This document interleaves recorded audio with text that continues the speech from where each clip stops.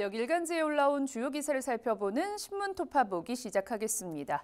청년 인구가 매년 줄어들고 있는 추세입니다.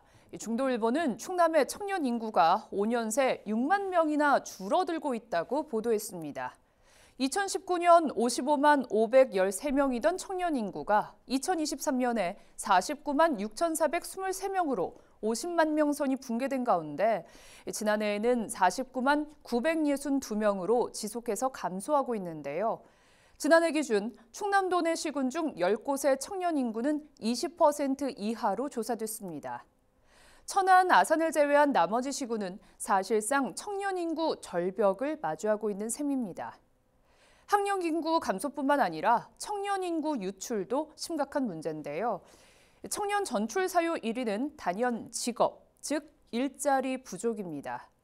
다양한 청년 정책을 내놓고 있지만 뚜렷한 성과는 내지 못하고 있는 실정입니다. 이어서 충청권에서 폐업한 소상공인 10명 중 4명가량은 창업 이후 3년을 버티지 못한 것으로 파악됐다는 기사 보겠습니다.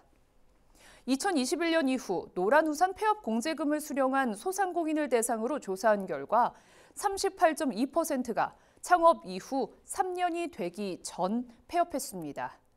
이 가운데 3.1%는 창업 이후 영업기간이 1년 미만인 것으로 나타났는데요. 폐업 원인으로는 대부분이 수익성 악화와 매출 부진이었습니다. 폐업을 결심한 시점의 부채는 평균 9,878만 원으로 파악됐습니다. 폐업 비용으로는 평균 2,592만 원을 쓴 것으로 집계됐습니다. 소상공인들은 가장 큰 어려움으로 경기 침체로 인한 소비 부진과 최저임금, 임대료와 관리비의 급격한 인상, 코로나 이후 누적된 금융 비용 등을 꼽았습니다. 끝으로 대전일보 보겠는데요. 수년째 멈춰있는 세종중앙공원 2단계 조성을 촉구하는 목소리를 실었습니다. 중앙공원은 1단계와 2단계로 나눠 조성되는데요. 1단계 구역 16만 평이 2020년 개방된 것과 달리 2단계 구역은 금개구리 보호구역을 둘러싼 시민사회 간 이견으로 조성이 지속해서 지연되고 왔습니다. 여기에 국회 세종의사당 건립과 국지도 96호선 존치 결정 등 외부적인 요인이 더해지면서 2단계 조성은 현재 전면 중단된 상태입니다.